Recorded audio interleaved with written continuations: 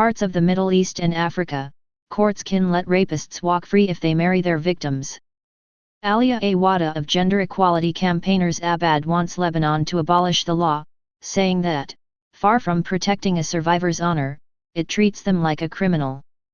In March 2012, Amina Falaili, a 16-year-old Moroccan girl, committed suicide after she was forced to marry her rapist. According to reports, she had been attacked while walking down the street in her hometown of Larach. When her father reported the rape, the prosecutor suggested that Falaili and her rapist get married, in accordance with a law that allows an alleged rapist to avoid jail time by marrying his victim. The Penal Code, known as Article 475, was instituted as a means of protecting a rape victim's honor, according to women's rights activists. In conservative parts of Morocco, as in many countries in the Middle East and North Africa, if a girl engages in sexual activity outside of marriage, even in cases of rape, she is viewed as having dishonored herself and her family, leading to her being shunned by her community. But, for Falaili, instead of being protected, she was bonded to the man who had once brutalized her and ended up beating her. In response, she killed herself by ingesting rat poison. 2 years later, following public outcry over Falaili's death, the Moroccan parliament abolished Article 475. When news of Morocco's decision reached Lebanon, where a similar law exists, activists at the gender equality non-profit Abad were inspired. They knew they had to take steps to have Article 522 abolished, to stop a case like Falaili's from happening in Lebanon. In November 2016, Abad kicked off an aggressive campaign to demand that the country's parliament abolish the law.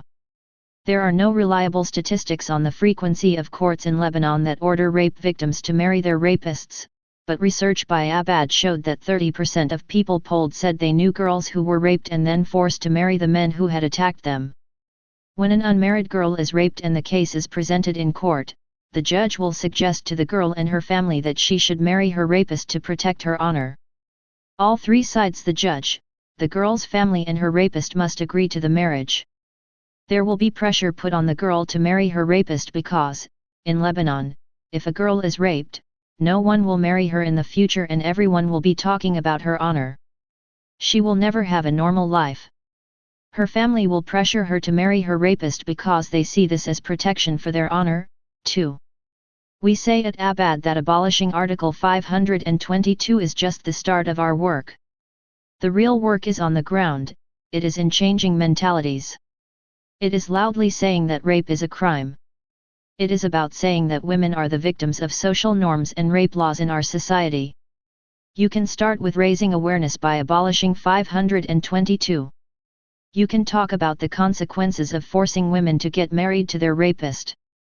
The starting point is convincing people that rape is a crime, like any other crime. We have to encourage people to believe that there is a clear difference between rape and what we as a society consider a woman's honor. There is a difference between losing your virginity and being raped. We at Abad were all wondering how society viewed the victims of Article 522 and the victims of rape. We conducted a poll of 1,000 people from all over Lebanon. We found that only 1% of the population polled were fully aware that Article 522 existed. When told about the law, 85% of people polled thought that it compromises the dignity of the victim because it increases pressure on the victim to marry her rapist. When we informed people of the law and what it meant, people were really surprised and did not think the law was acceptable. Abolishing Article 522 does matter, but what is most important is being on the ground and working on the mentalities of the communities, teaching families that, if your sister or your daughter gets raped, first, it is not her fault, second, she has the right to refuse to marry her rapist, and, third, that rape is a crime and rapists are criminals. In the beginning the man would be shamed, but after he gets out of jail, society forgets about what he has done. People view the woman to be at fault, they don't blame the rapist. This is where feminist and women's rights organizations need to step in for the long haul.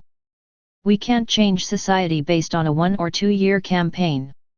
We need to start by saying that women are victims and survivors of rape, and they did not do anything wrong. We need to start a discussion about dishonor and social norms towards women on all levels. In the MENA Middle East and North Africa regions, women do not have the luxuries of social rights, economic rights, political rights, or the rights to control their bodies. We don't have these social and legal rights. In Lebanon, we need to talk about society and the views of women's rights. We are not on track with women's rights. 7 months ago, we started thinking about pushing in an aggressive and positive way to abolish the law. We knew we had to be strong and we had to be smart, because, if we were able to get the public on our side, then we would have an army of supporters to get this law abolished.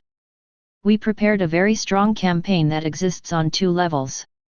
First, we had a public campaign which involved visual and audio materials that were able to touch people's hearts. We posted a video about Article 522 and we had over 2 million views. We also had a set of activities on a community level. For example, we put together a soccer match that was played by the most popular team in Lebanon in support of abolishing Article 522. Some of the most well-known journalists in Lebanon are women, so we brought them in to cover the match and to explain why the match was in support of abolishing 522. After that, everyone was talking about abolishing 522. What has really made me proud is that we received calls from women's rights organizations all over the Middle East asking us about our campaign. Tunisia has the same law, Article 277, and they have started to use our campaign material to ask for their law to be abolished as well.